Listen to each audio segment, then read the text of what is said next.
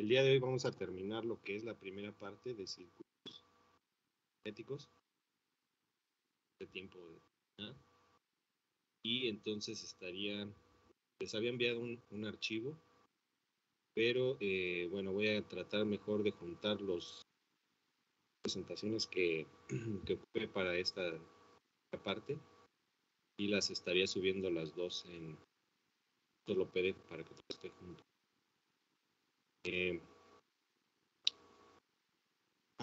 Comentarles que ahorita vamos a hacer unos ejercicios, dependiendo de cómo vayamos. Hacemos unos ejercicios. Voy a necesitar que por ahí busquen su calculadora, que andemos más despiertos y me ayuden un poco para resolver estos ejercicios que vamos a hacer el día de hoy. Entonces, tienen ahí una calculadora a la mano, por favor. Si no, pues vayan encontrando una, ¿no? Ya comenzamos la clase.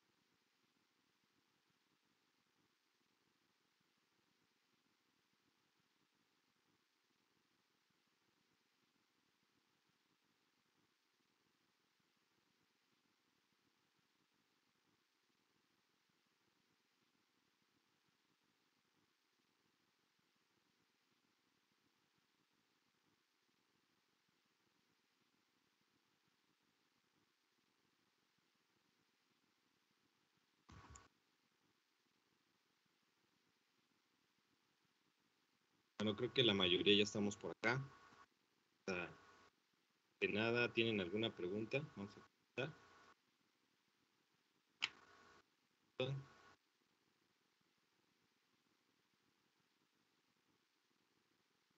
Ya comentamos previamente que estas presentaciones que hemos estado trabajando una vez que terminemos ya el tema, espero que sea hoy. Y los vamos a unir todas en un archivo para que sea fácil de encontrar. Bueno, ayúdenme aquí un poquito. Recuerden que mano, por voy a ir un poco a la presentación. Ayúdenme diciéndome hasta dónde nos quedamos. Lo último que vimos fue la gráfica de saturación. A ver, déjenme compartirla y vamos viendo. Entonces ya vimos circuito magnético, gracias ahí por la respuesta. Ya vimos circuitos magnéticos, entonces, así como lo comentas, ¿no? Vimos entonces esta regla de la mano derecha para saber la polaridad de la fuerza magnetomotriz. Vimos cómo se representa un circuito magnético, su reactancia, su FEM. Esto lo habíamos visto en la primera parte, me parece. Vimos también este circuito magnético con un entrehierro. No sé si también ya vimos esto. Sí, ya lo vimos. Ok, perfecto. Vimos circuito magnético en paralelo también. Pues entonces las analogías que hay con la corriente y el flujo, ¿no? Lo que es un circuito eléctrico y un circuito magnético. Y creo que lo que comentas es que vimos hasta esta parte, ¿no? La parte de la curva de saturación. Sí, ahí nos quedamos. Exactamente. Bueno, entonces ya podemos realizar algún ejercicio sobre circuitos magnéticos. En la parte que vimos al principio son prácticamente teoría física. Entonces, pues los ejercicios que son un poco más importantes serán los de circuitos magnéticos, que ya refieren un poco más a esta clase, ¿no? Entonces vamos a hacer un ejercicio. Bueno, antes podemos revisar esta parte de lo que es la permeabilidad real. Esto se refiere a que cuando nosotros hacemos algún circuito, nosotros representamos algún circuito magnético, nosotros estamos idealizando muchas cosas, sobre todo el comportamiento de este flujo, ¿no? Esto nos lo estaba indicando la curva de saturación, ¿no? Aquí podríamos ver en realidad cómo el flujo no va a crecer por más que yo le aplique una fuerza magnetomotriz. Ya llegará un momento en el que se sature ese núcleo y entonces ya no esté creciendo el flujo, ¿no? Eso más o menos explica la no linealidad de este comportamiento. También entonces vamos a encontrar otros errores dentro de los cálculos que en muchos casos sí es importante tenerlos en consideración, ¿no? Que es, por ejemplo, cuando yo tengo un circuito magnético, habíamos dicho que este flujo corre por todo el núcleo, y para efectos prácticos nosotros lo que íbamos a hacer era hacer que este flujo o manejar este flujo como una línea que va de este mismo flujo, una línea que va en el centro de todo el núcleo magnético. Esto es una forma de idealizar las cosas, puesto que estamos diciendo que si yo tengo, no se puede escribir aquí, estamos diciendo que si yo tengo dos materiales, vamos a ponerlo en un espacio por aquí, digamos que yo tengo un material de ferromagnético, y en la parte de arriba tengo otro material, que en este caso, cuando estamos hablando del núcleo, pues esto sería el aire, ¿no? Esto sería aire. Esto sería el ferromagnético. Entonces, cuando yo estoy diciendo que el flujo está corriendo por la mitad, quiere decir que no hay ningún flujo magnético que se salga de entre el ferromagnético y el aire. Esto lo tratamos de visualizar un poco, puesto que las μ son diferentes, ¿no? La μ del núcleo férrico o del ferromagnético, y la μ del aire, que es μ0, ¿no? Para el caso del aire.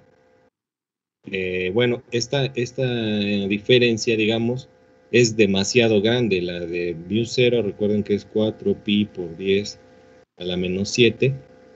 Y estas normalmente son del tamaño de entre 2000 y 80,000, ¿no?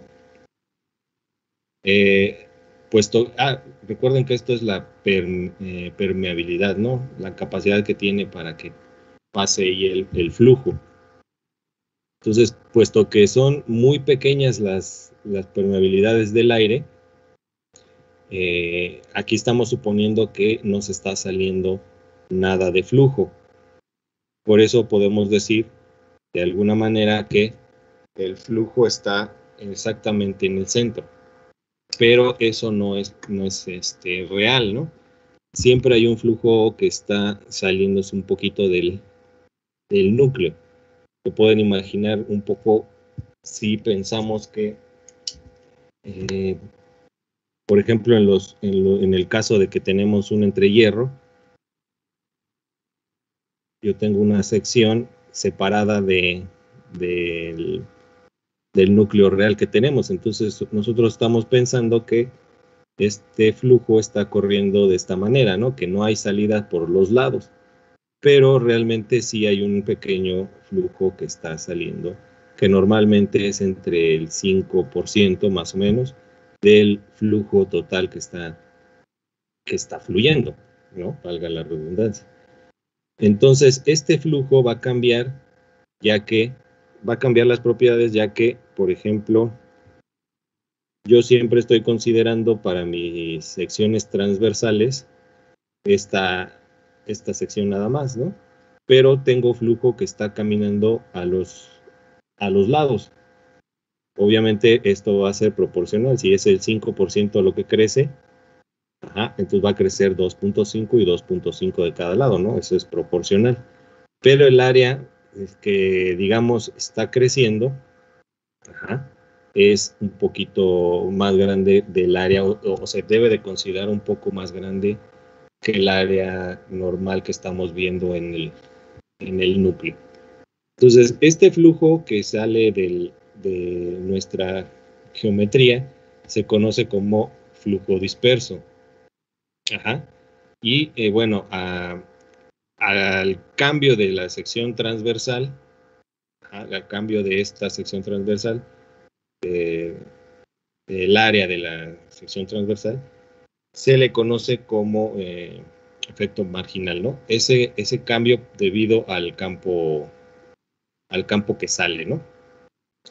Entonces, como dice aquí abajo, es posible eliminar parcialmente estas fuerzas, estas fuentes internas de error, es decir, cuando no consideramos que el área está un poquito más grande, si se utiliza una longitud de recorrido media y una sección transversal efectiva.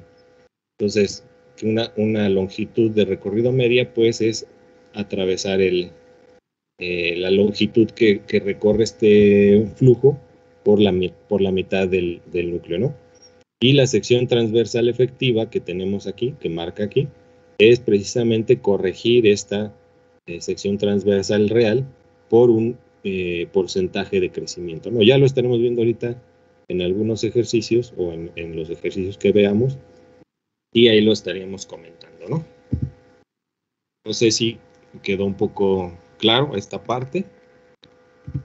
¿Tienen alguna pregunta?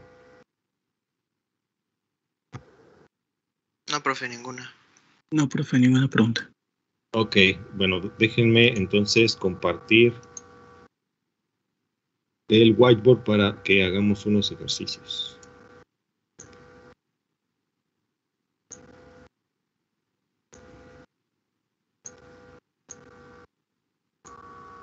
Referentes a esta a esta parte de los circuitos magnéticos. Me dicen cuando ya se vea, por favor. Ya se ve. Gracias. Bueno, aquí les pedí entonces un poquito su ayuda para resolver estos ejercicios. Entonces, si tienen ahí a la mano su calculadora, la mía pues es prácticamente el celular. A ver, déjenme ver si puedo hacer algo con esto. Yo creo que no podría hacer mucho, entonces sí, por ahí ayúdenme un poco con las cuentas, ¿no?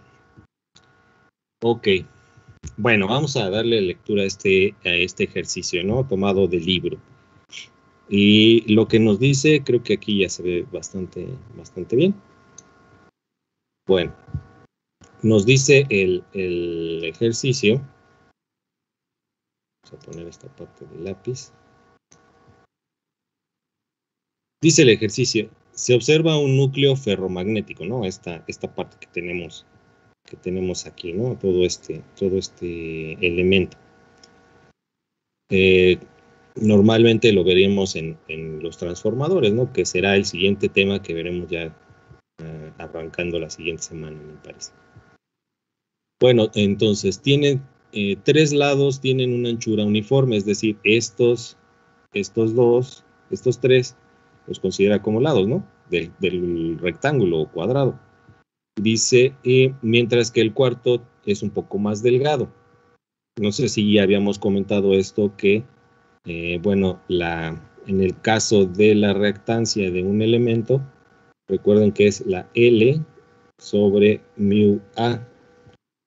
Entonces, tanto le va a afectar la mu del material, en este caso sería la misma mu, como el área de la sección transversal, y en este caso está cambiando, ¿no? Aquí tenemos una sección transversal diferente que esta de aquí, entonces vamos a tener dos diferentes reluctancias. Ok, eso lo revisamos, me parece que en las teorías, ¿no? Bueno, dice, la profundidad del núcleo visto es de 10 centímetros, es decir, si yo trazo la profundidad de esto, espero que no me salga muy chueco. Ajá, esta profundidad es de 10 centímetros. Vamos a ponerlo así, no me voy a ir más chueco. Bueno, esta profundidad es de 10 centímetros, dice, mientras que las demás dimensiones se muestran en la figura, ¿no? Tenemos aquí las dimensiones, recuerden que esta L, que es por donde va a pasar el flujo, va en la mitad de la sección, ¿no? De la sección transversal, y lo mismo para esta, ¿no? Hace una distinción entre estas tres partes y esta, puesto que, como les estaba comentando ahorita, bueno, va a cambiar la reactancia en este lugar, entonces, pues vamos a estar teniendo dos reactancias ahí. Ahorita hacemos el circuito. Bueno, ¿qué más dice? Hay una bobina de 200 vueltas enrollada sobre el lado izquierdo, ¿no? Del núcleo, que es esta parte de aquí. Esto nos va a generar, pues entonces, una fuente de flujo, ¿no? Una fuerza magnetomotriz, ¿no? Esta es nuestra fuente de poder, por así decirlo. Entonces, si la permeabilidad relativa, recuerden que nosotros tenemos siempre una permeabilidad absoluta que va a ser igual a la permeabilidad relativa por la permeabilidad del vacío. O, bueno, no lo habíamos visto de esta forma, pero este es el despeje de la permeabilidad relativa, ¿no? Que es esta que tenemos en este caso. Ok, esto también ya lo vimos un poquito en la teoría, pero bueno, vamos a dejar esta parte aquí, por si ahí faltó decir esto en la teoría. Y bueno, también vamos a dejar por acá el otro concepto de la reactancia, que es L sobre mu. Esta mu es esta mu de acá, entonces vamos a necesitar estos dos. Ok, entonces, bueno, tenemos una permeabilidad relativa de 2500 y nos pregunta qué cantidad de flujo producirá una corriente de 1 ampere, ¿no? Entonces, esta corriente que tenemos aquí es de 1 ampere, ¿ok? Y nos piden el flujo. Si recordamos nuestras fórmulas de la ley de Ohm, sabemos que la fuerza magnetomotriz es igual a este flujo multiplicado por la reluctancia, ¿no? Vamos a ponerle aquí reluctancia porque luego ando diciendo que es reactancia. Reluctancia, que es la resistencia magnética, ¿no? Entonces, pues simplemente despejamos de aquí la fuerza magnetomotriz sobre la reluctancia. Ok. Entonces vamos a hacer un poco más pequeño. Vamos a acomodar esto un poco para poder seguir escribiendo. Bueno, vamos a tener, vamos a poner otro color. Vamos a necesitar para esto entonces la fuerza magnetomotriz y vamos a necesitar la reluctancia, ¿no? Vamos a tener que calcular estas dos. Voy a hacer el circuito más o menos en este caso por aquí abajo. Entonces sabemos que nosotros tenemos una fuente, esta fuente que nos genera la fuerza magnetomotriz, esta fuentecita, y vamos a tener parte del circuito, ¿no? Entonces, el flujo va a correr por esta parte, ya no quiero que me esté haciendo esto.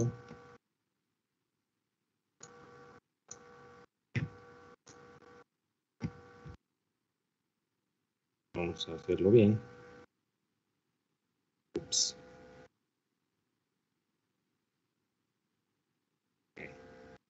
Entonces, disculpen a ver si lo puedo eliminar esto porque ya quedó todo chueco. Bueno, tenemos aquí el flujo y tenemos una resistencia que será la parte, digamos, más gruesa, no la que tiene el L2, que le vamos a llamar entonces R2, y vamos a tener otra resistencia o reluctancia que le vamos a conocer como R1, ¿no? Que es correspondiente a la parte más delgada. Ok, entonces ya tengo aquí que esta va a ser mi fuerza magnetomotriz. Esto es mi flujo, que es el que está circulando en esta dirección. Y tengo mis reluctancias, ¿no? Así va a ser entonces mi circuito y será un circuito serie, ¿no?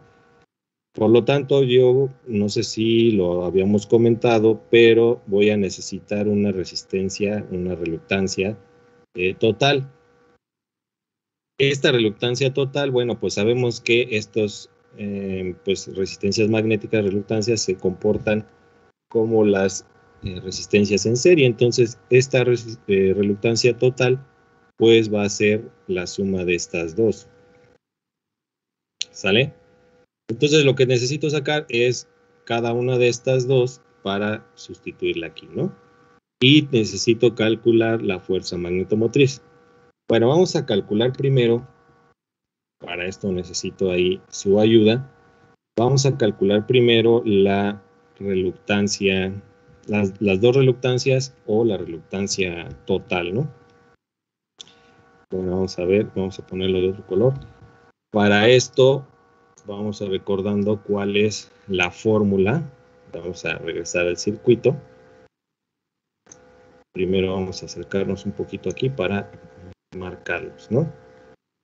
Bueno, a ver si no nos hacemos muchas bolas por aquí. Vamos a calcular la reluctancia 1. Para la reluctancia 1 voy a necesitar obviamente la L1, que es como lo marca esta fórmula.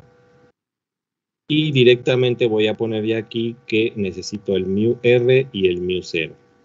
Recuerden que el mu 0 es igual a 4pi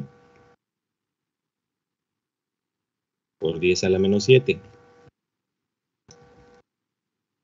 10 a la menos 7. ¿Vamos bien todos por aquí? Sí, profe. Ok. 10 a la menos 7. Sale, entonces vamos a necesitar calcular en este caso la L1, que en este caso recuerden que esto va a ir, siempre esta línea va a ir por la mitad de toda la sección. Entonces, lo que vamos a medir como L1 va a ser desde aquí hasta aquí. Para el caso primero de aquí a aquí, pues tengo la mitad de esta sección, ¿no? En este caso tendría 7.5, luego pues bueno, los 30 y luego 7.5, ¿no? Esa sería mi L1. Entonces yo tendría 30 más 7.5 más 7.5. Esto nos da 45, ¿no? Son 30 más 15, 45 centímetros. Recuerden que yo necesito siempre poner estos valores en metros, ¿no? En valores más, más normales, más útiles, digamos, es lo que utiliza las definiciones. Entonces no hay que dejarlo en centímetros, vamos a dejarlo en metros. Entonces sí son 0.45 metros, ¿no? Bueno, ahora yo tengo, me faltó aquí el área. Por ahí si se me van las cosas, pues disculpen, estamos de madrugada todavía. Y por ahí sí, indíquenme lo que se me vaya yendo, por favor. Bueno, entonces el área que necesitamos, o el área que vamos a ocupar más bien, es esta sección transversal, ¿no? Esta le vamos a llamar el área 1, ¿no? Para reconocerla. Esta área 1, pues simplemente es multiplicar, recordamos que tenemos 10 centímetros de profundidad, y lo vamos a multiplicar por, en este caso son 10 centímetros también, para el área de la sección transversal. Recuerden que estos son centímetros, ¿no? Entonces serían 100 centímetros, lo que es igual a 0.01 metros, ¿no? Cuadrados. ¿Ok?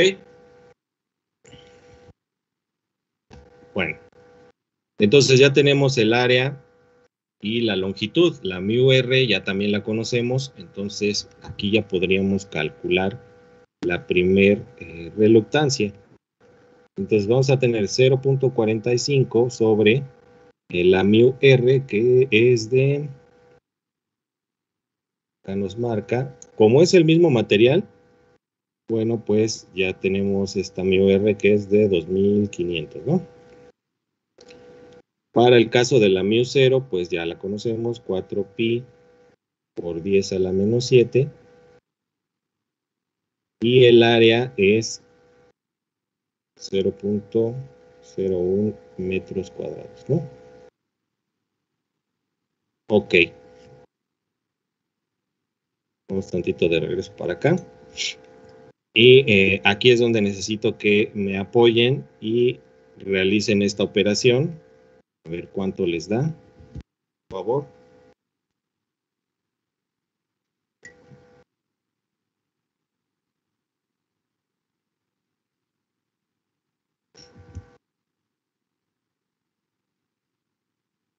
Si tienen por ahí su calculadora.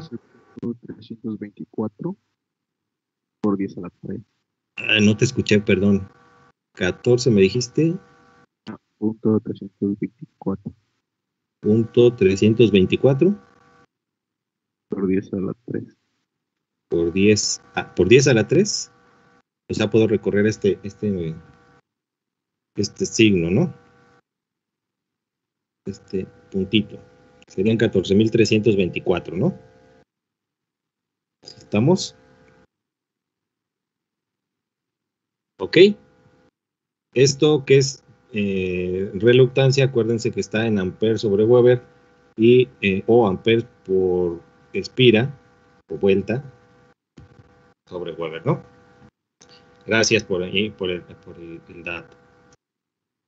Bueno, entonces ya calculamos la primera reluctancia, ahora vamos a calcular la segunda. En la segunda va a estar un poco más complicado, puesto que el recorrido es desde este punto hasta este punto. Hay que calcular todo ese recorrido. Entonces ya saben, ¿no? Vamos a acercarnos un poquito. Estamos sobre la mitad del elemento. En este caso, entonces, de aquí a aquí vamos a tener 5 centímetros. Bueno, sí serán sus 30. Vamos a tener en este caso 7.5.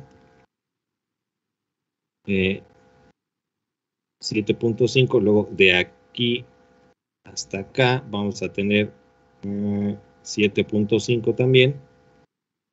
Para el caso de la parte de arriba, bueno, ya tenemos los 30. Y en este lado serán otra vez 7.5. Para acá será otro 7.5. Luego 30. Y ya en este caso son 5, ¿no? Entonces, vamos a ver cómo le hacemos para no perderlo aquí. Esto es correspondiente a la reluctancia 2, que será una L2 sobre el mu R mu 0, porque es el mismo material, por su sección transversal 2. Entonces, para este caso, el L2 lo vamos a empezar calculando desde acá, pues entonces sería 5 más 30 más 7.5 más 7.5 más 30 más 7.5 más 7.5 más 30 más 5, ¿no? Espero que no me haya faltado ahí alguno. ¿Cuánto les da esta suma? Nos daría esta suma.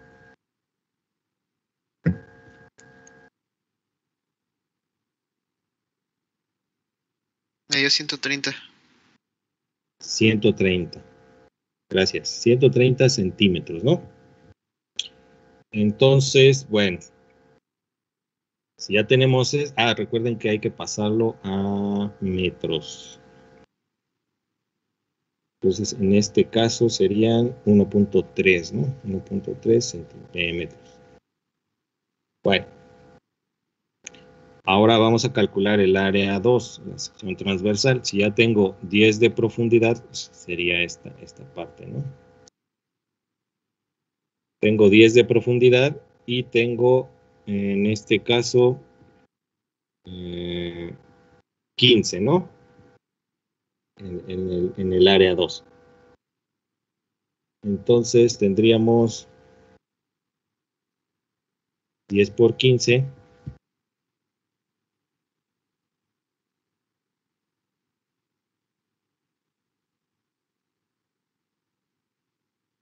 ¿Sí tenemos 10 por 15? ¿Sí, verdad? Sí, profe. Ok, entonces son 150. 150 centímetros cuadrados, ¿no? Por lo tanto, tenemos 0.015, si no me equivoco, Sí. metros cuadrados, ¿no? Ok, entonces, ya lo perdí, aquí está. Bueno, entonces ya podemos calcular la siguiente reluctancia. Tenemos 1.3 sobre la mu r, que ya la conocíamos, que es 2500, multiplicado por la mu 0, que es 4pi, por 10 a la menos 7, y por 0.015, que es el área. Y entonces, este resultado, ¿cuánto nos arroja?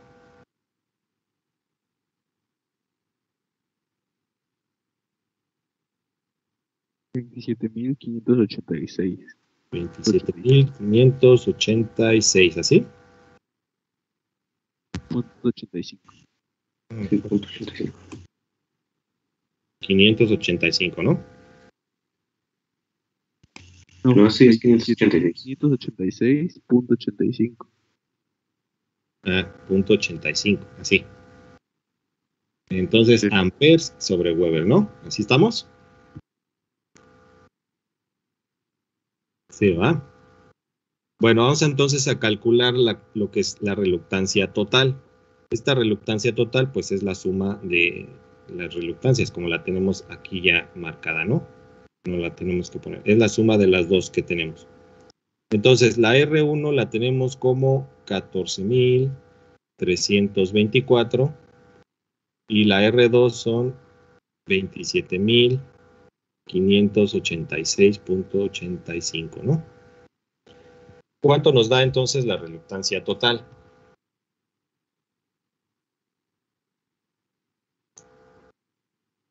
Muévete por acá.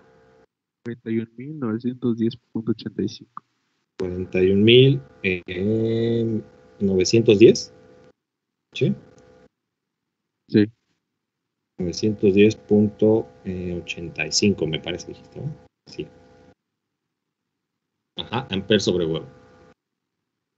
Sale, entonces ya tenemos la total, que es, en este caso, pues la resistencia equivalente que tendríamos aquí, ¿no? Esta es la R total de la suma de estas dos reluctancias en serie. Bueno, ya tenemos entonces esta parte. Ahora, ¿cómo calculo esta fuerza magnetomotriz? ¿Se recuerda más o menos cómo es? ¿Se acuerdan más o menos cómo es? Teníamos por ahí una fórmula.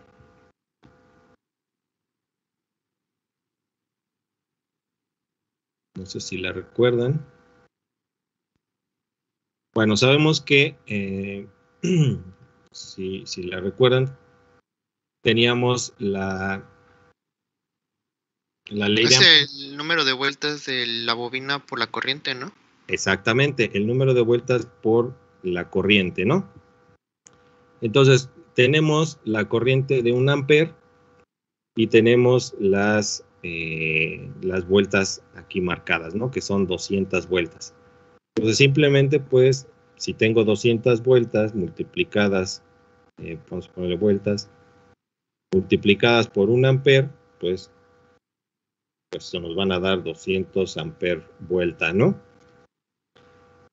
Simplemente va a ser 200, ¿no? Ampere vuelta.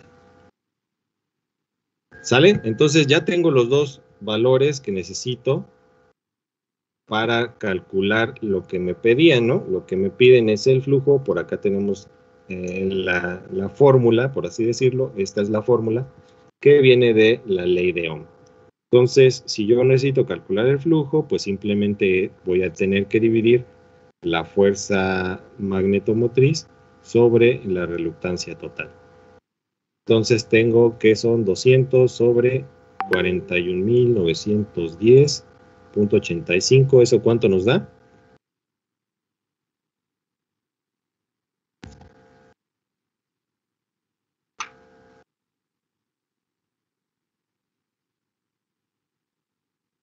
A mí me dio que es 0.0047.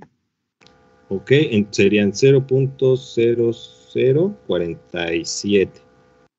¿Sí? Sí. ¿Estamos Sí, todos? está bien. Sí. Ok. Sí, correcto. Esto sería el resultado del ejercicio. Lo que nos está pidiendo es como calcular la corriente dentro de un circuito eléctrico, pero en este caso pues estamos calculando el flujo, ¿no?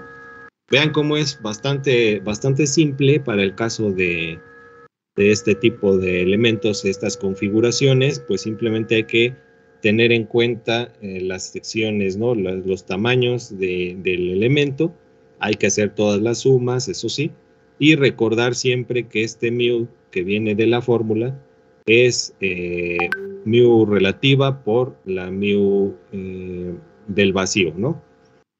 Es una relación que ya teníamos en las fórmulas. Recordamos la ley de Ohm, y despejamos el flujo, ¿no? Entonces pudimos calcular todo esto bastante fácil, ¿no? Entonces, normalmente, pues estos son ejercicios básicos para para los circuitos magnéticos que pues probablemente lo estaremos viendo tanto en tareas como en exámenes, ¿no? No sé si les quedó claro más o menos. ¿Tienen alguna pregunta aquí? ¿Alguna duda? Profe, yo nomás tengo una pregunta. Ya no entendí muy bien en las reluctancias. ¿De dónde sacamos el área? Ah, el área. Bueno, Ajá. aquí está marcada, mira, más o menos en color. Para el caso de la 1, recuerda que esta, hasta aquí, digamos, esto azul, Ajá. es la parte 2, ¿no? Sí, O sea, sí. toda esta es la parte 2. Entonces, esta, si puedes notar, es un poquito más gruesa que esta de aquí. Entonces, esta área es la sección transversal. El problema aquí está en que el dibujo está en 2D, ¿no? Entonces está bastante plano y no se ve muy bien cómo sería esta sección transversal, pero bueno, si trato de dibujarlo más o menos, sería Ajá. algo así, ¿no? Es la profundidad que tiene. Ah, ok, Entonces, sí, sí, sí. ajá, creo que así es un poco más claro, ¿no? Sí, ajá. Entonces, esta área es la sección transversal que, digamos que está dentro de tu núcleo, ¿no? Sí. Para el caso del 2 y para el caso del 1 es la que está dentro de este espacio pequeño, ¿no? Que Ujú. en este caso es más chico. ¿Vale? Ok, sí, profesor. Sí, sí, sí. Ok, sale Ya pues. alcancé a ver. Sí, gracias, profe. Sí, es que en 2D es un poquito más complicado observarlo, ¿no? Pero ya en 3D ya.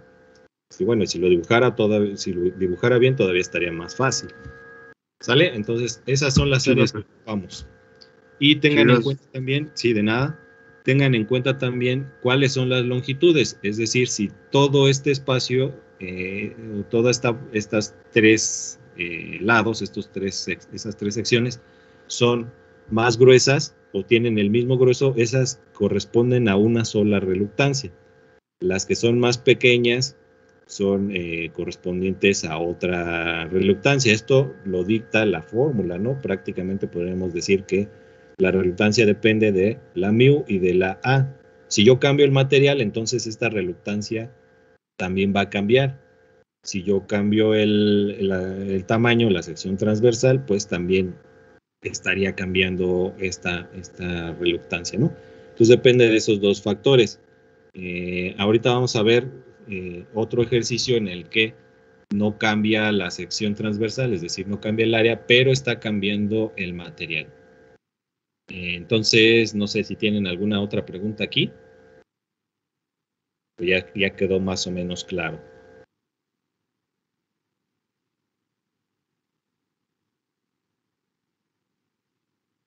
Sandra, ¿todo bien? Sí, profe, igual tenía duda con la área, pero ya, ya le explico. Perfecto. Luis Federico, ¿todo bien? Sí, ¿no? Sí, profe, todo bien. Vale, pues. Entonces vamos a ver otro ejercicio. A ver si lo tengo por acá. Según yo lo preparé. Según no está. A ver, veamos. Ahorita lo vamos tomando. Ah, acá está. Esconde. Ok. Este es otro ejercicio que podemos realizar. Vean ustedes que, bueno, este ya está un poco más claro, puesto que está ya en 3D. Ya podemos ver ya gráficamente dónde está el área de la sección transversal. Y bueno, vamos a ver también que tenemos aquí un entrehierro, ¿no? Lo que estábamos comentando. Este entrehierro que es la separación del material, es una abertura que se le hace al material, que normalmente lo van a encontrar en algunas máquinas que presentan movimiento entre sus partes, ¿no? Entonces, estos entrehierros son muy comunes dentro de estas máquinas, bueno, de estos elementos, ¿no? De estos circuitos. Y bueno, para este caso de los circuitos magnéticos, sabemos que este entrehierro nos va a generar como habíamos dicho, una reluctancia diferente, ¿no? A la que nos genera el núcleo como tal. Entonces, ya de primera instancia podemos ver que esto va a ser un circuito en serie, ¿no? Entonces yo tengo mi fuente Vamos a dibujarlo por acá. Yo tengo mi fuente y voy a tener una reluctancia correspondiente a esta distancia del núcleo, a esta Ln que le marca aquí. Entonces yo voy a tener una reluctancia que vamos a llamarle reluctancia N, que es del núcleo. Y yo voy a tener otra reluctancia aparte para el entrehierro, ¿no? A ver si logramos verlo. En esta parte, vamos a ponerlo de otro color, va a haber una longitud LE, digamos, ¿no? Por así decirlo. Y esta A va a ser la AE, y esta que tenemos para el otro material va a ser una AN, vamos a llamarle, ¿no? Pues vamos a tener dos elementos, por así decirlo, o dos reluctancias diferentes. Para este caso, entonces vamos a tener la otra reluctancia que será la RE, ¿no? Ok, entonces ya sabemos que aquí esta FM M va a ser igual a NI, como lo comentaba aquí el compañero. Ajá, entonces ya tenemos estos valores. Vamos a tener una circulación de flujo magnético de esta manera. Entonces ya tenemos aquí las dimensiones, ya podemos hacer algunos cálculos, ¿no? Bueno, el circuito en serie, en este caso es en serie y en el caso anterior es en serie, puesto que si yo tengo un material, recuerden que esta parte es como si yo tuviera otro material, pero en este caso no está saliéndose de la trayectoria del flujo. Ajá, entonces hay un flujo corriendo sobre la misma trayectoria. Por lo tanto, estos dos elementos están pues en serie, ¿no?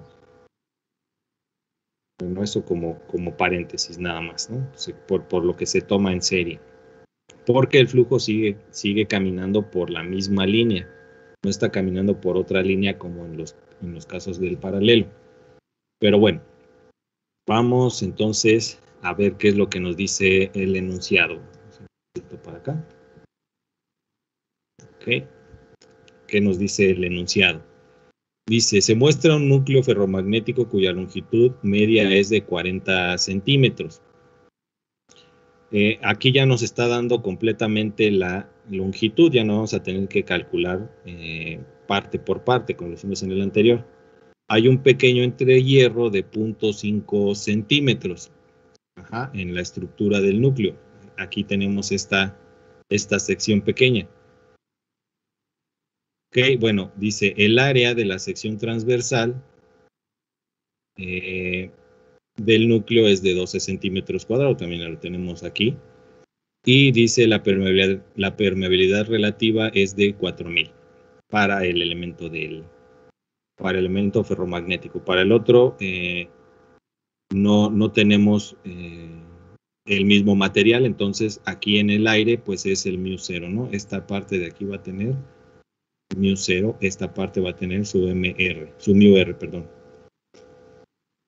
Tiene 400 vueltas la fuente y se suponga que el efecto marginal, el que yo les comentaba, que si tengo un entrehierro, el flujo va a estar también saliendo un poquito, dice que se incrementa el 5%, ¿no? Entonces vamos a tener un incremento de la sección transversal del 5%, ¿no? 5% de toda la sección transversal. Entonces voy a tener que calcular lo que es la sección transversal efectiva del entrehierro, ¿no? Solamente del entrehierro y no se va a modificar nada más que eso, ¿no? Bueno, dada esta información hay que encontrar la reluctancia total del camino del flujo, es decir, la equivalente que teníamos y que estábamos calculando en el ejercicio anterior también. Y dice también calcular la corriente requerida para producir una intensidad, una densidad de flujo de 0.5 teslas, ¿no? Lo que nos está pidiendo entonces es esta B, ¿no? Y bueno, nos está dando esta B, más bien, esta B de 0.5, y nos está pidiendo esta corriente, ¿no? Esto es lo que nos está pidiendo que calculemos. ¿Sale? Entonces vamos a ver. ¿Qué es lo primero que tendríamos que calcular? Como siempre, pues nuestras resistencias. Vamos a ponerlas como la reluctancia 1. Bueno, la reluctancia ya tenía nombre, ¿no? La reluctancia N, que será igual a la Ln sobre el mu R, el mu 0 y el área de la sección transversal, el área N, ¿no? Esa sí la podemos calcular, o más bien ya la tenemos aquí, ¿no? En este caso, pues va a ser la misma, ¿no? Aquí podríamos incluso ponerle también la N, ¿no? Es la que nos marca del núcleo. Que, bueno, para el entrehierro, pues tendría que ser la misma si se considerara ideal, pero en este caso vamos a tomar un 5% más grande. Entonces, lo que podemos calcular rápidamente, pues es esta reluctancia del núcleo, ¿no? Entonces, tenemos 40 centímetros para este caso, entonces vamos a tener 0.4 metros, ¿no? 0.4 metros. Para el caso de los 12 centímetros cuadrados, a ver, déjenme ver, entonces serían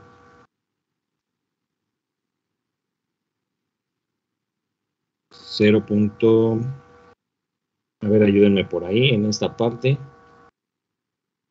0.0012, si no me equivoco, metros.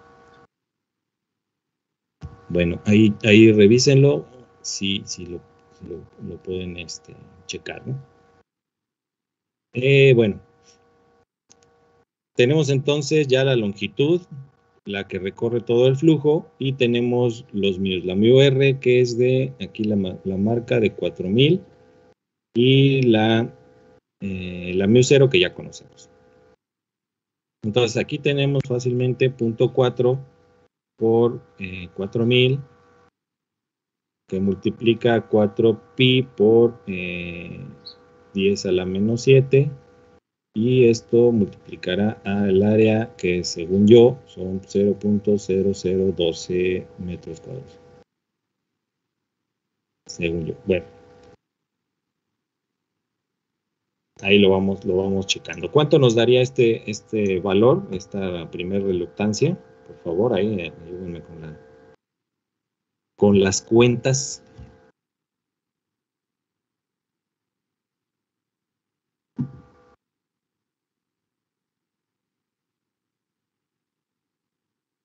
$66,314.56. A ver, otra vez, 600. 66,000. 66,000. 314.56. .56, ¿no? Así, ¿no? Amper sobre Weber, ¿no? Entonces ya tenemos la primera reluctancia, ¿no? Esa estuvo más o menos fácil. Ahora necesitamos la segunda reluctancia, la RE. Aquí va a estar un poco más complicado. Bueno, para el caso de la LE, pues es, aquí la tenemos, la LE es 0.05 centímetros.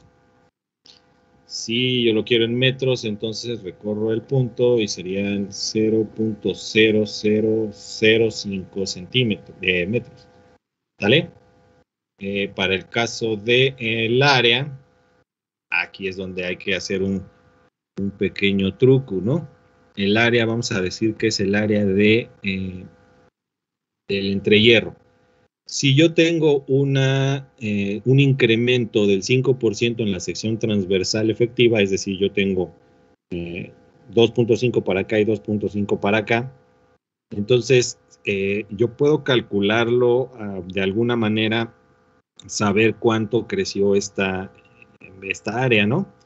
Vamos a hacerlo en los centímetros. Por ejemplo, si yo pues tengo 12 centímetros, yo puedo decir que pues es mi 100%, ¿no? Mi 100% del área. Yo podría calcular el 5 y luego sumárselo para entonces encontrar el 105, ¿no? Pero pues también puedo calcular el 105, ¿no? Ya tengo el 5%, puedo calcular el 105. Entonces, esta es una regla de 3, por lo tanto vamos a tener 105 que multiplica a 12 y que se divide entre 100. Por ahí, ¿cuánto nos está dando, por favor?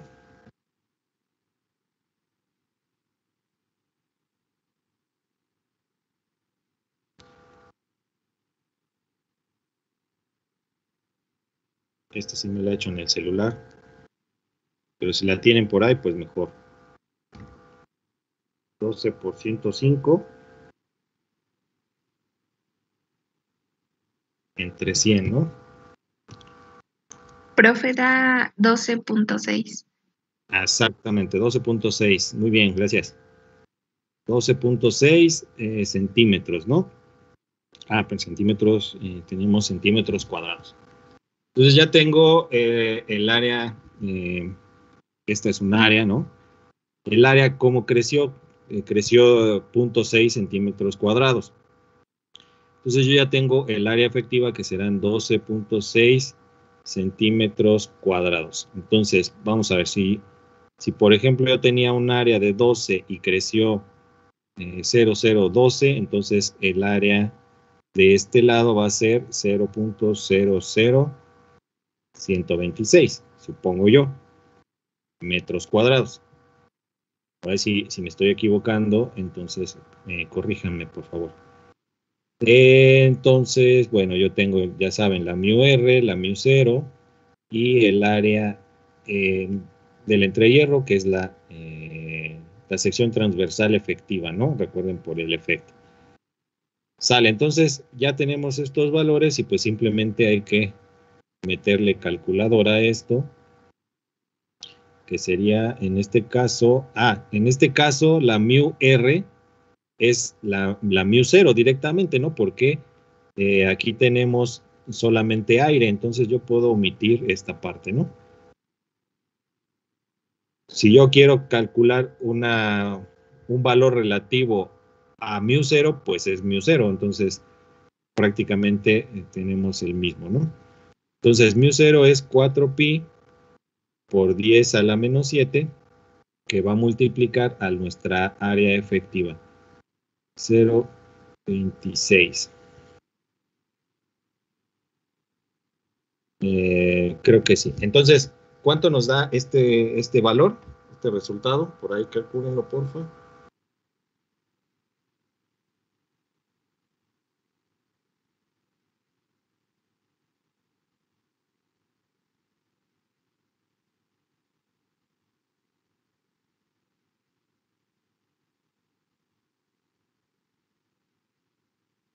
Si no lo tienen todavía. Da 315.783. 315.783. 83.6, vamos a dejarlo así. Amperes sobre Weber, ¿no? Gracias. Bueno, entonces sí. μr no se multiplica el 0, o sea, solamente se quita, o ¿cómo? Sí, porque recuerda que, digamos que si yo voy a calcular la μ, que es, no sé, podríamos llamarle que es la μ de la fórmula, ¿no? La μ de la fórmula es L sobre μ, esta μ, por A, ¿no? Entonces yo necesito calcular esta μ y es por eso que me aparece este valor. Esta μ es la μ absoluta, la permeabilidad absoluta. La permeabilidad absoluta es μr sobre μ0. Ajá. Pero μr es μ0. Ajá. En este caso, porque estamos hablando del aire. Recuerda que en el aire y en el vacío tendríamos μ0. Por lo tanto, esta es una relación de 1. Ajá. O sea, digamos, este valor absoluto lo que nos está diciendo es una comparación entre la μ que es del material y la μ que es una constante física, ¿no? Una constante que se conoce como permeabilidad del vacío, ¿no? Entonces esta μ en realidad está haciendo una relación de cómo cómo cambia la mu del material con la mu constante. Pero en este caso tenemos la mu constante. Mu constante en relación con la mu constante, pues es 1, ¿no? O sea, es la misma. Eso es a lo que se está refiriendo. Por lo tanto, yo puedo decir que esta mu, pues simplemente es la mu 0, ¿no? Entonces, yo no sustituyo la mu relativa por mu 0, puesto que esta mu de fórmula ya es la mu 0. Pues nada más sustituyo, ¿no? No sé si más o menos quedó claro ahí. Sí, profe, sí. Gracias. ¿Sale? Ok. Muy bien, entonces, ¿alguna otra pregunta? Ya estamos. Entonces vamos a calcular la reluctancia total a partir de pues la suma, ¿no? Sabemos que están en serie, pues entonces vamos a calcular el valor serie, ¿no? Entonces 66, 314.56 más 315, 783.6. ¿Cuánto nos da esta reluctancia total?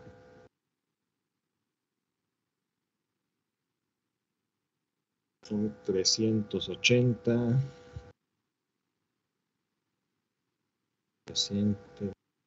y algo, ¿no? 82, 83.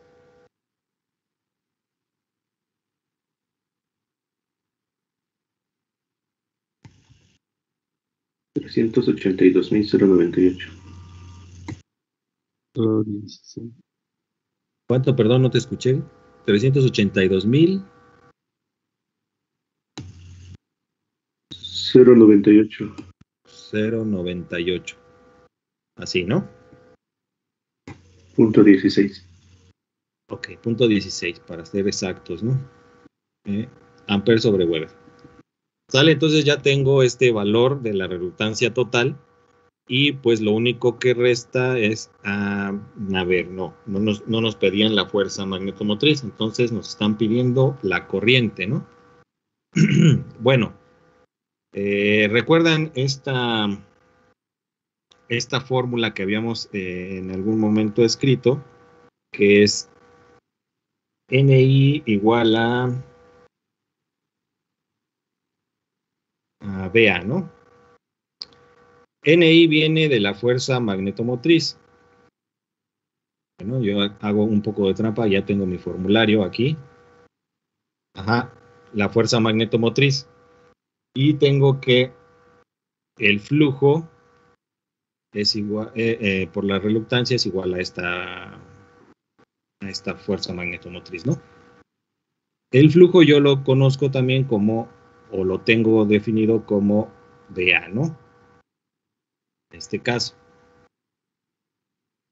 Aquí tenemos la reluctancia total, ¿no?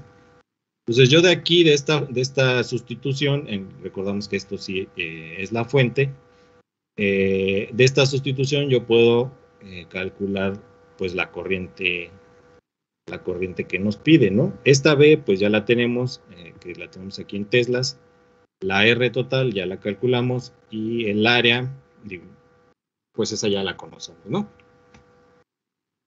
¿Sale? Entonces, vamos a despejar esto y vamos a tener que es la densidad de flujo multiplicada por el área, multiplicada por la resistencia o la reluctancia, dividida entre el número de vueltas, ¿no? Entonces, ¿cuánto nos daría esto? Vamos a hacer un espacio acá. Si no está muy revuelto esto. El campo teníamos que era 0.5 teslas, ¿no?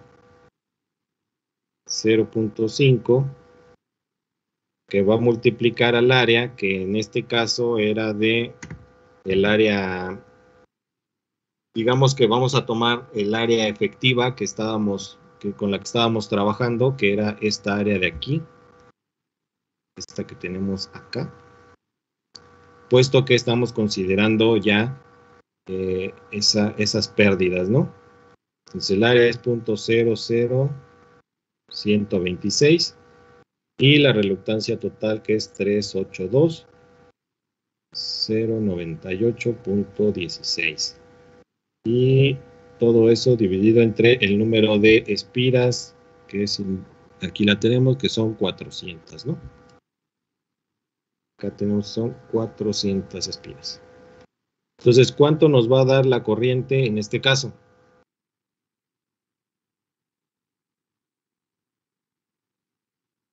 Por ahí échenle calculadora. Ajá. ¿Cuánto, perdón?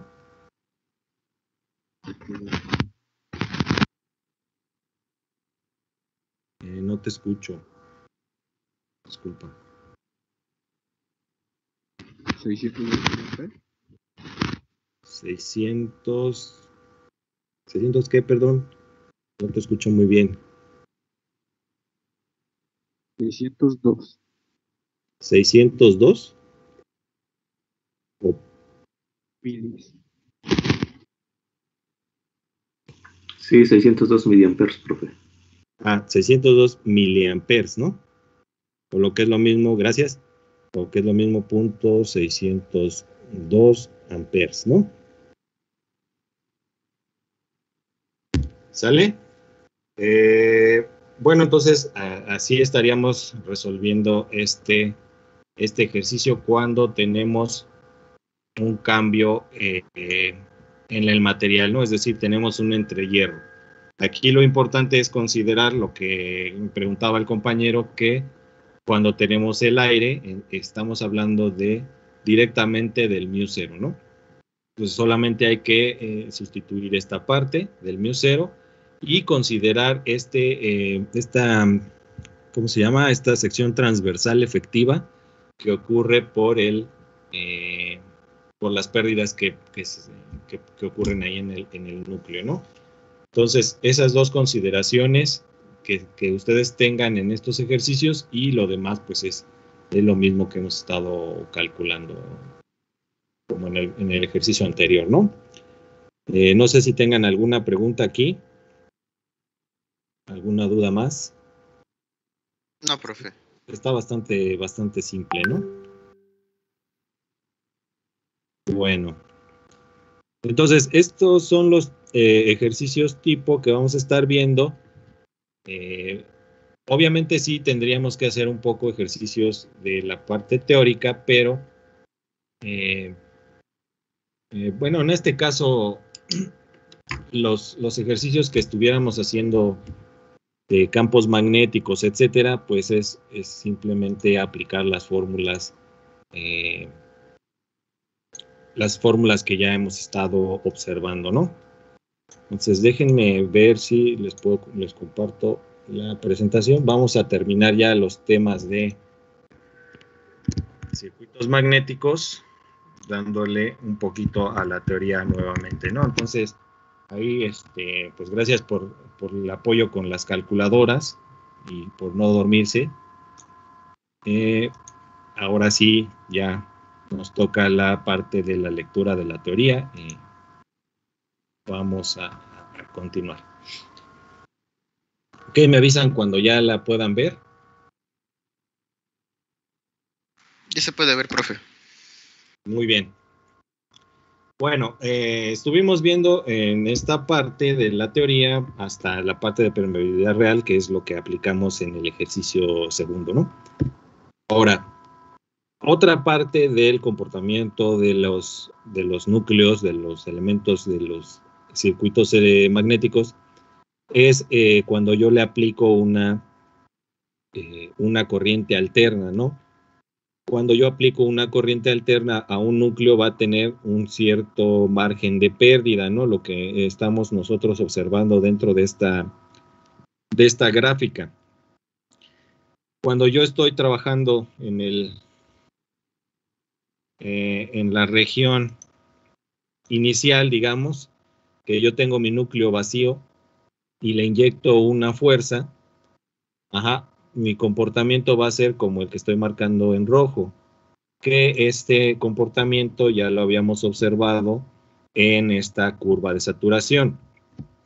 Es decir, cuando yo lo tengo limpio mi núcleo, entonces voy a empezar a aplicarle una corriente, en este caso alterna, y va a estar variando de esta manera, ¿no?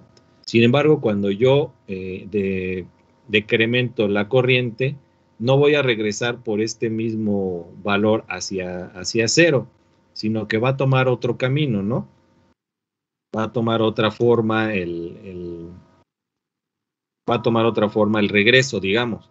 Esto, bueno, está marcado hasta la parte negativa, puesto que, como ustedes recuerdan, cuando yo estoy aplicando una corriente alterna, pues estoy variando también la polaridad, ¿no? Entonces voy a regresar sobre una trayectoria diferente a la que en inicio se fue comportando, ¿no? Entonces yo voy a regresar por una curva diferente, y entonces cuando vuelva a regresar a mi parte positiva, nuevamente voy a ir por otro lado. Esto gráficamente, o más bien físicamente, ¿a qué se refiere? Pues que yo tengo una variación ahí, algunas pérdidas dentro del núcleo que pues no tienen relación con el tipo de estructura que tienen los materiales ferromagnéticos y los materiales que se usan dentro de los núcleos, para lo cual estos comportamientos los dejan dentro de una clasificación, ¿no? Que bueno, ahorita no la estaríamos viendo un poco después, pero es un poco esa parte donde que nos permite clasificarlos dependiendo de su comportamiento, ¿no? Esta curva de no retorno por el mismo lugar se conoce pues muy bien en física y se denomina la curva de histéresis del material, ¿no? Es decir, yo tengo materiales que no van a recuperar su mismo comportamiento cuando regresen a sus valores de estado de equilibrio, ¿no? Esto también ocurre en ciertos materiales elásticos, y bueno, podría ser ahí alguna analogía con los comportamientos magnéticos. Bueno, rápidamente vamos a ver lo que es la ley de Faraday, un poco la ley de Lenz y esto de la inductancia, ¿no? Entonces, sabemos bien que los ejercicios, los experimentos que hizo Faraday, pues vienen a partir de los experimentos que ya habíamos comentado de Ørsted, ¿no?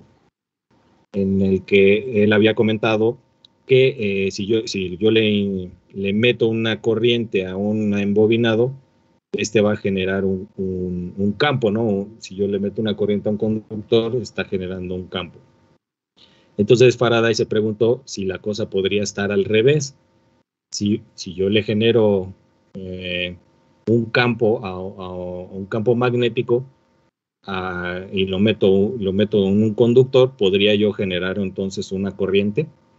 Y básicamente lo que hacía era poner una batería conectada a un embobinado, y colocó un embobinado segundo para ver si al conectar esta batería yo podría obtener en un medidor, en un multímetro, un voltímetro o un amperímetro, alguna lectura, ¿no? Entonces lo que él observó es que cuando cerraba el circuito, esta aguja se movía, pero llegaba el momento en el que volvía a regresar a su posición original, ¿no? Es decir, esto ocurría simplemente cuando conectaba el circuito. Entonces se dio cuenta que el cambio de las corrientes o el cambio de la lectura dependía del movimiento entre las cargas. Entonces enunció la ley que tenemos aquí abajo, ¿no? La magnitud del voltaje inducido en una espira única de conductor es proporcional a la velocidad de cambio en las líneas de fuerza que pasan a través de la espira. Ya sabemos que cuando nosotros tenemos una variación con respecto del tiempo, pues esto es esta derivada que tenemos, ¿no? Esta es entonces lo que Faraday enuncia como su ley, ¿no? Y básicamente es que si yo tengo un Si yo tengo un conductor que se mueve en un campo magnético, le estoy induciendo una corriente o una diferencia de potencial. Y al contrario, si yo muevo el campo magnético junto a un conductor, entonces también estoy generando ahí algún voltaje, ¿no? Básicamente eso es lo que nos dice la ley de Faraday. Y bueno, esta ley de Faraday está, digamos, descrita para el caso de una espira, es decir, cuando yo solamente tengo una vuelta sobre el embobinado, ¿no? Sin embargo, pues normalmente yo puedo meter este embobinado dentro de varias vueltas, ¿no? Dentro de un núcleo como el que teníamos al principio en los ejercicios.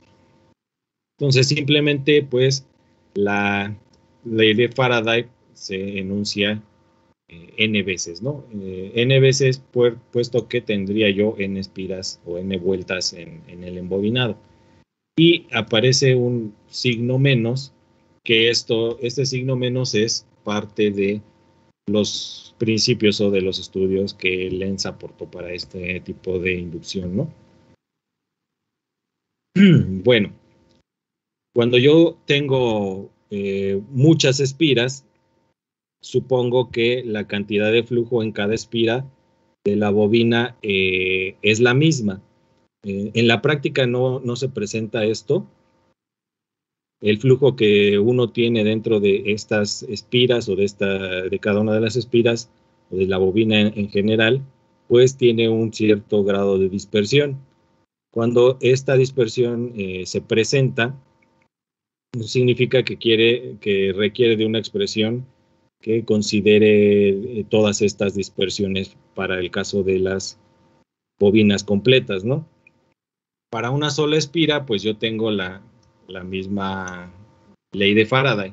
Sin embargo, para n espiras, pues voy a tener que sumar toda la contribución de cada una, ¿no? Por lo tanto, tengo una sumatoria de los flujos. A esta sumatoria de flujos que obtengo por cada espira individual, se le da el nombre de flujo concatenado y se le coloca el término de lambda, ¿no? La letra lambda como identificador.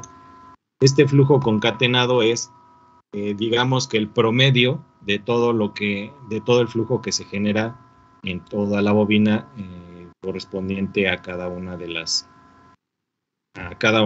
espiras, ¿no? Al flujo que se genera por cada una de las espiras.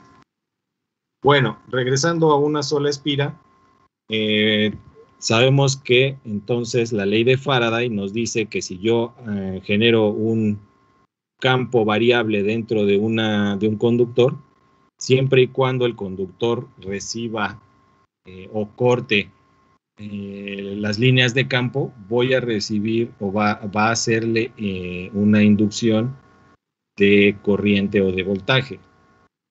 ¿Cómo es que corta las líneas de campo? Si yo tengo un conductor y un campo magnético y estos campos magnéticos pasan a través del conductor, entonces se va a generar una diferencia de potencial, es decir, voy a poder generar una corriente. Básicamente esto es el principio de la ley de Faraday, como se los estaba comentando. En este caso, el primer experimento será mover el campo magnético a través de una espira, ¿no? Para generar una sola corriente.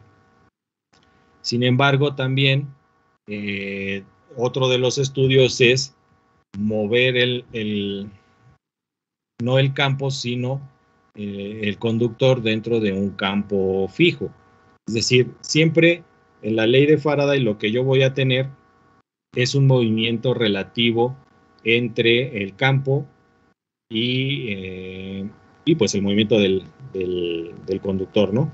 Entre el campo y el conductor debe de haber un movimiento relativo, o se mueve el campo o se mueve el conductor. Cuando yo muevo el conductor, entonces voy a tener una expresión matemática como la que se presenta aquí, que depende tanto de la velocidad del conductor, la velocidad que lleva el conductor o el hilo conductor, como del campo magnético. Recuerden que, bueno, esta expresión en el álgebra lineal nos va a dar la dirección de la fuerza magnetomotriz que se está generando, ¿no? O del voltaje inducido. Esta L la estamos considerando como el vector que corre desde el punto inicial hasta el punto final del conductor, ¿no? Podemos ahí identificar a partir del producto cruz, ¿no? Si yo tengo el campo que va hacia abajo y hago el producto cruz de estos elementos, pues voy a tener una dirección perpendicular a ese plano, ¿no? Esta L va en esta dirección, en la dirección que nos marca este producto cruz. Bueno, esto recordando un poco de lo que es el álgebra lineal, ¿no? También nos va a dar la polaridad o la dirección de la polaridad que se genera dentro de esta línea de conductor. Pero finalmente, cuando yo aplico los conocimientos de álgebra lineal, pues este producto cruz es la magnitud de B por la magnitud, bueno, la magnitud de V por la magnitud de B por el seno del ángulo. En este caso se está formando un ángulo de 90 grados con respecto del campo magnético, ¿no? Entre estos dos hay 90 grados. Entonces, ese ángulo se generará aquí o se sustituirá de esta manera. Sin embargo, no siempre lo van a tener a estos 90 grados. Esta espira o este conductor puede estar a diferentes ángulos con respecto del campo magnético. Por lo tanto, es bueno considerar siempre este ángulo no como 90, ¿no? Siempre hay que considerarlo dependiendo de, pues en algunos casos del problema, ¿no? O de la aplicación.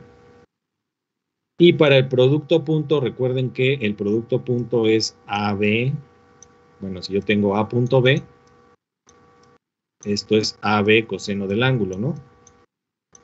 Si yo estoy variando el ángulo entre la velocidad y el campo magnético, entonces también tendría que variar el ángulo que tiene la longitud que me está marcando, ¿no? Recuerden que esto proviene de este producto cruz.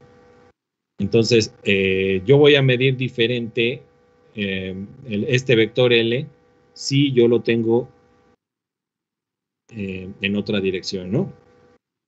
Si yo lo tengo en otra dirección, entonces todos estos ángulos van a estar variando. Por lo tanto, pues yo también tendría que considerar aquí el coseno del ángulo.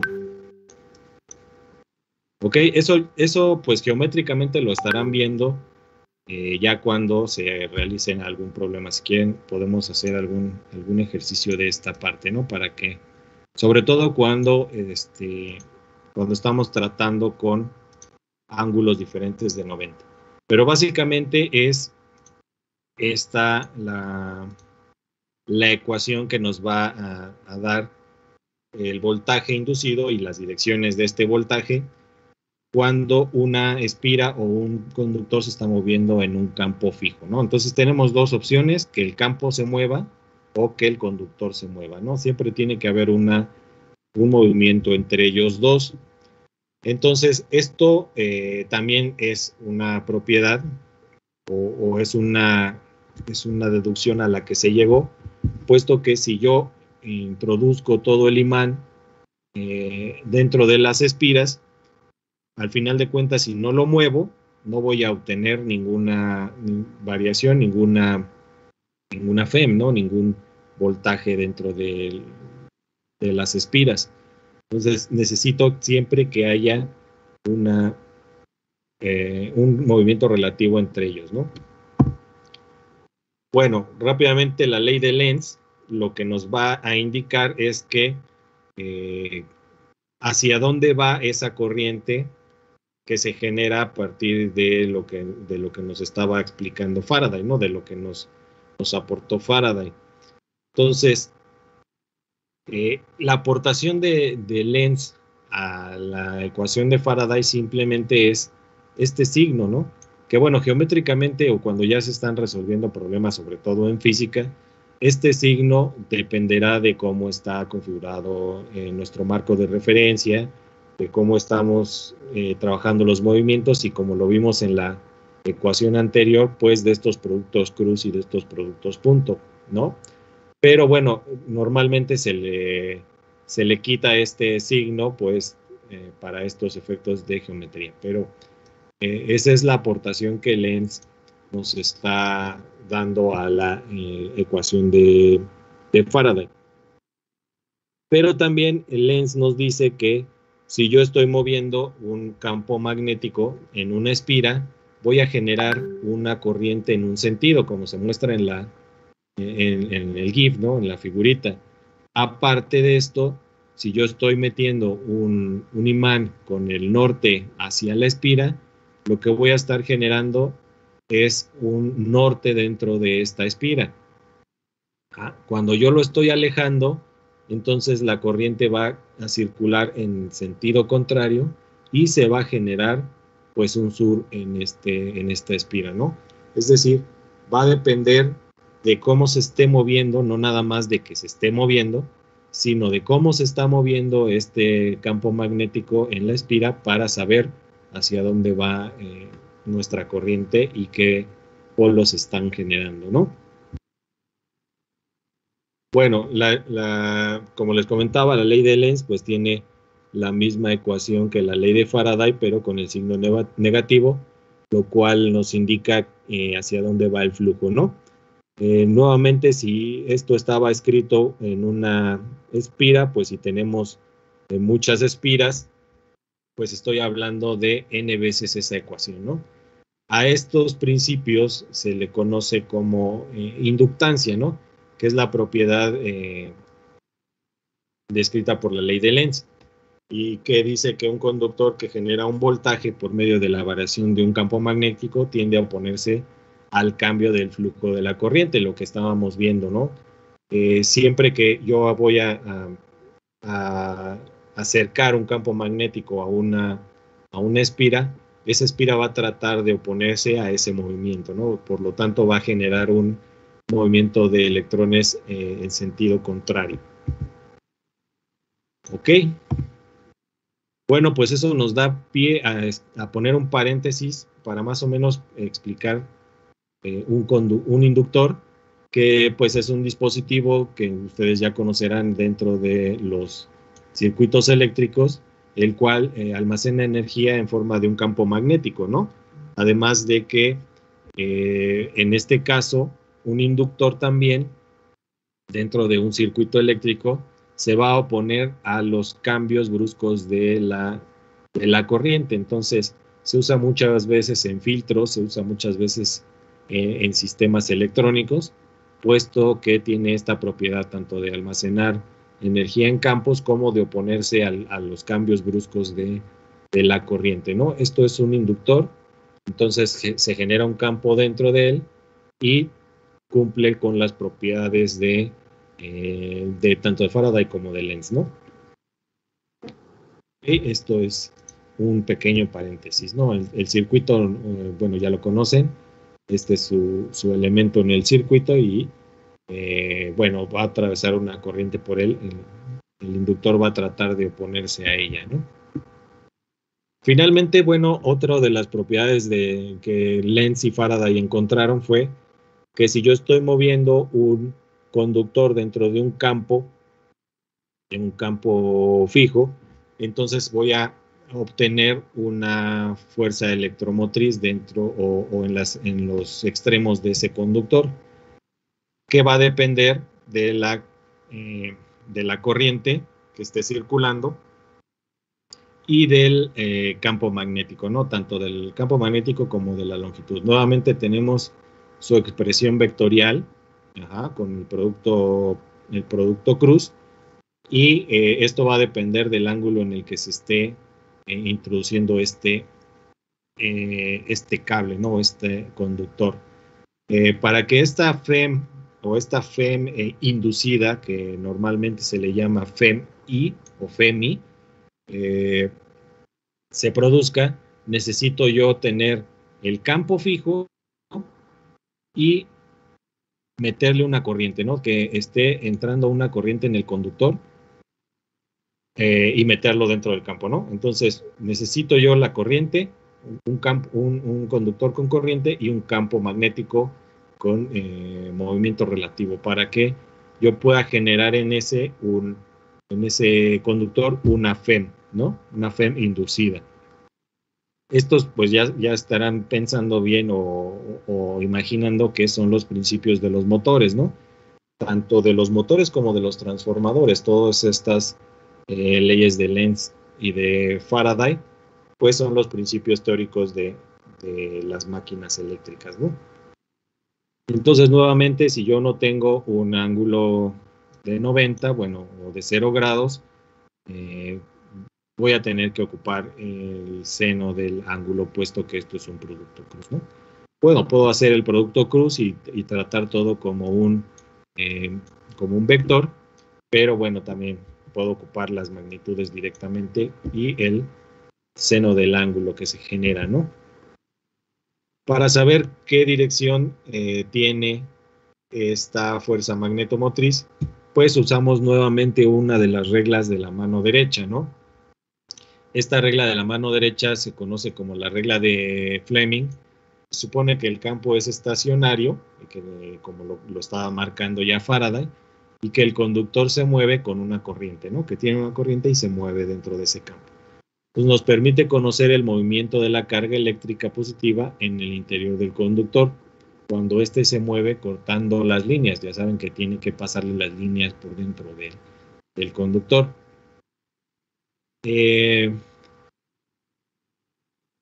Con esto podemos conocer entonces la polaridad de las terminales, ¿no?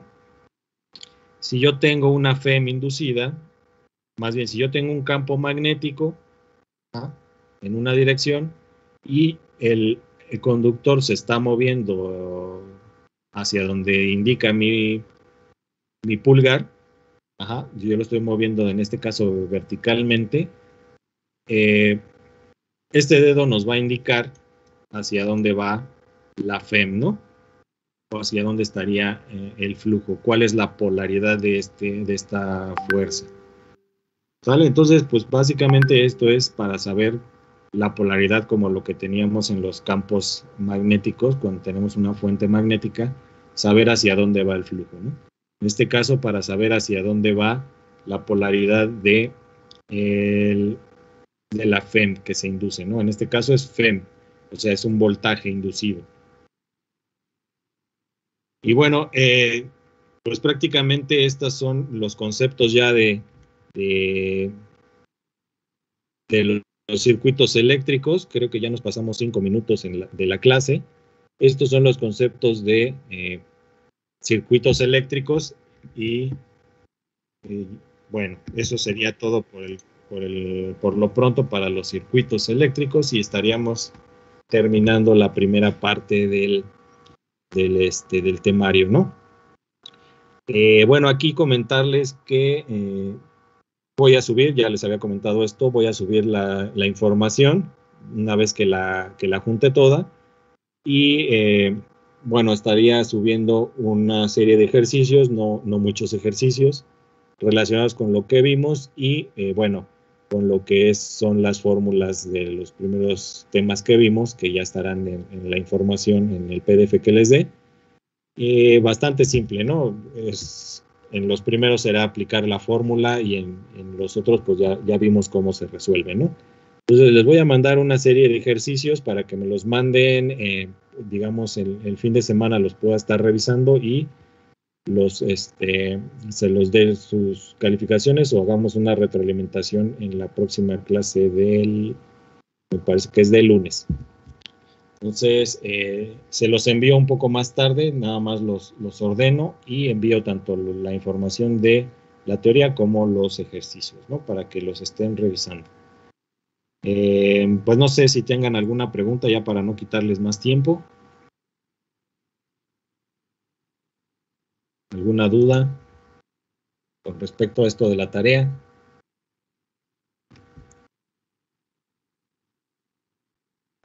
No, profe. No, profe. Perfecto, entonces nos vemos.